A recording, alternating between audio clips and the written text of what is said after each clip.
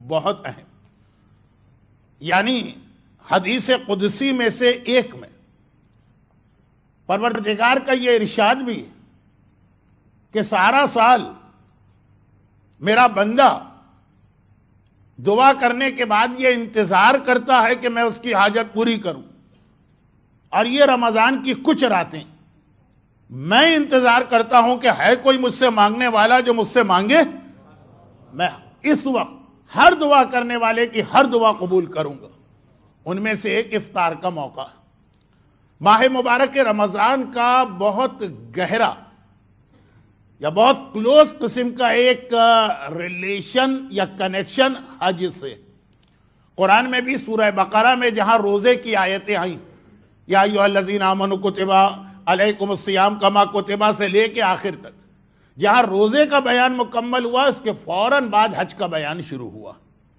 ایک دو آیتیں یا ایک دو ٹاپک بیچ میں آ گئے ہیں، لیکن روزے کے بعد حج کا ذکر آیا۔ اور اسی طرح سے دعائے افتتاح کے ساتھ جو چھوٹی دعائیں آپ پڑھتے ہیں، جو روزانہ پڑھنے والی دعا، اس میں بھی خصوصیت کے ساتھ آپ اللہ سے رمضان میں روزے تو آپ کو مل رہے ہیں، اب حج بیت اللہ کی اسپیشل دعا کرتے۔ اور آخری رمضان، آخری رات، جس کے بارے میں ایک خاص روایت پڑھی جاتی ہے کہ امام نے فرمایا کہ جو رمضان میں اپنے آپ کو معاف نہ کروا سکا اور جہنم سے آزادی نہیں ملی، اب اس کے پاس سال میں کوئی چانس نہیں ہے سوائے ایک کے کہ وہ عرفات کے میدان میں حج کے دوران پہنچ جائے۔ تو رمضان کے فوراً بعد حج ہے، لیکن ایک ایسی حدیث جو خیر بہت معتبر تو نہیں، اتھینٹک حدیث نہیں، لیکن چونکہ وہ فضیلت اور ثواب والی حدیث ہے، جہاں پہ مومن کو کچھ مل رہا ہو وہ کبھی نہیں پوچھتا ہے کہ مولانا یہ حدیث معتبر ہے کہ کمزور ہے، سچی ہے کہ جھوٹی، بھئی کچھ مل ہی رہا ہے نا کہ یہ جملہ پڑھو اللہ تمہارے ساری زندگی کے گناہ معاف کر دے گا۔ کوئی نہیں پوچھتا مولانا کہاں لکھا، کیا اس کا سورس، اس کے راوی کیا، فلاں عمل کرو تو اللہ تمہیں 70,000 سال کی برکتیں دے گا۔ میں ان حدیثوں کا مذاق نہیں اڑا رہا ہوں، میں صرف یہ بتا رہا ہوں کہ یہاں کچھ مل رہا ہے نا، اپنا بینیفٹ ہے، تو مومن کبھی نہ یہ سوال کرتا ہے کہ کس کتاب میں لکھا، نہ یہ پوچھتا ہے کہ اس کے راوی کون سے ہیں، نہ یہ دریافت کرتا ہے کہ روایت معتبر ہے کہ نہیں۔ لیکن اگر کہا گیا کہ داڑھی رکھنا واجب ہے، مولانا کس کتاب میں لکھا، کس امام نے کہا، راوی کیسے ہیں، معتبر ہیں کہ غیر معتبر ہیں، نہیں اس کو بھی چھوڑی، ہمیں خالی قرآن میں دکھا۔ جہاں خمس کی بات آ گئی، جہاں حجاب کی بات آ گئی، جہاں داڑھی کی بات آ گئی، وہاں پہ یہ سارے کے سارے آرگومنٹ آ گئے کہ راوی بتائیے، کتاب بتائیے، امام بتائیے، پھر بھی اگر مغز میں نہیں آ رہا تو اس سب کے بعد بھی حدیث ہے تو ہم نہیں مانیں گے، قرآن میں دکھائی۔ یہ دونوں میں فرق نہیں ہونا چاہیے۔ ویل للمطففین، یہ نہیں ہونا چاہیے کہ جب آدمی کچھ لے رہا ہو اور اسے مل رہا ہو تو یہ سب چیزیں بھلا دے، اور جہاں اسے کوئی ڈیوٹی انجام دینا ہو تو اس کو پوری شریعت اور پورے اصول فقہ یاد آ جائیں۔ تو خیر یہ تو ضمنی بات آ گئی۔ تو حج کے حوالے سے ایک بہت مشہور روایت ہے، اور میں تیسری مرتبہ یہ جملہ کہہ رہا ہوں کہ بہرحال وہ بہت اتھینٹک نہیں، لیکن دعاؤں میں اور اعمال میں بہت اتھینٹک روایت ہمیں چاہیے بھی نہیں ہے، وہ حج میں بہت زیادہ پڑھی جاتی ہے۔ اور یہ بھی میں بتا دوں کہ پچھلے 10-15 سال میں یہ حدیث بہت فیمس ہو گئی۔ پہلے اتنی فیمس نہیں تھی کہ جی خانہ کعبہ پر نگاہ ڈالتے ہی پہلی دعا جو مانگی جائے گی اللہ اسے فوراً قبول کرے گا۔ یہ بہت ہی مشہور آج کل حدیث، اور اس اعتبار سے جو لوگ کسی گروپ میں جاتے ہیں تو بعض اوقات تو ان کے گروپ والے ان سے کہتے ہیں کہ بس نگاہیں نیچی کر کے خانہ کعبہ کی طرف بڑھنا، سامنے دیکھنا نہیں،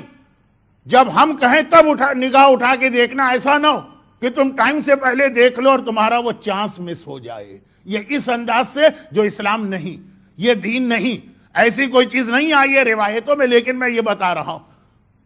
اور جن کو پہلے سے کسی حاجی نے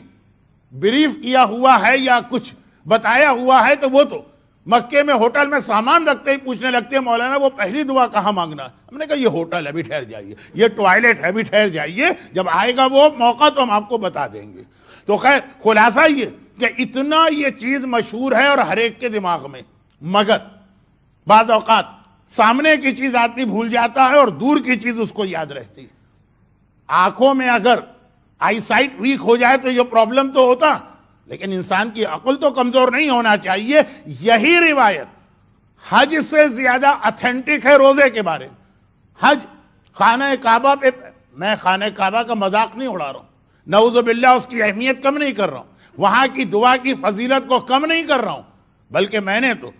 وہ جو ابھی ایک بات کہی کہ یہ حدیث ذرا ویک، تو اس سے اتھینٹک حدیث بھی خانہ کعبہ کے بارے میں بار بار پڑھی، لیکن چونکہ ٹائم نہیں ہے، کل بھی لوگوں کو کمپلین ہو گئی ہوگی کہ 10 منٹ میں نے زیادہ ٹائم لے لیا تو میں چھوڑ دیتا ہوں۔ لیکن حج چند خوش قسمت لوگوں کو موقع ملتا ہے وہاں جانے کا، اس سے زیادہ بہترین موقع بالکل وہی حدیث کہ جب روزے کے افطار کا وقت آتا، یہ ایسا وقت ہے کہ بندہ مومن اس وقت کھجور اپنے پیٹ میں لے جانے سے پہلے جو دعا مانگے گا اللہ اس کی دعا کو فوراً قبول کرے گا، یہ اللہ کا وعدہ۔ خانہ کعبہ پہ پہلی نگاہ پڑتے ہی آپ کی دعا قبول، اور افطار کے موقع پہ کھجور یعنی پورے دن کے فاقے کے بعد پہلی غذا اپنے پیٹ میں لے جانے سے پہلے جو دعا مانگیں گے، دونوں کے لیے سیم حدیث ہے، سیم ورڈنگ ہے، اور راویوں کے اعتبار سے روزے والی حدیث زیادہ معتبر۔ تو اب یہ تو رمضان کے وہ مختلف چانسز جس کے لیے یہاں بھی ایک حدیث آ گئی کہ کبھی ایسا ہوتا، ایک حدیث کہ اللہ تمہارے ہر پرابلم کو سالو کرنے کو تیار، لیکن جو اللہ نے اس کا طریقہ رکھا ہے، جو اس کا ٹائم رکھا ہے، وہ تم نے مس کر دیا، اور سارا سال اب تم رو گے۔ رمضان اب اگلے ہی سال آئے گا، اس سے پہلے نہیں آ سکتا۔ سارا سال رونے والا، کاش جب قبولیت دعا کے موقع تھے اس وقت اگر 2 منٹ لگا دیتا تو یہ 2 منٹ کی زحمت اسے 365 دنوں کی زحمت سے بچا سکتی ہے۔ یہ پورے رمضان کے لیے بھی حدیث، ہر افطار کے لیے بھی ہے، ہر شب جمعہ کے لیے بھی ہے، اور شب قدر کے لیے بھی ہے، اور آج کی رات کے لیے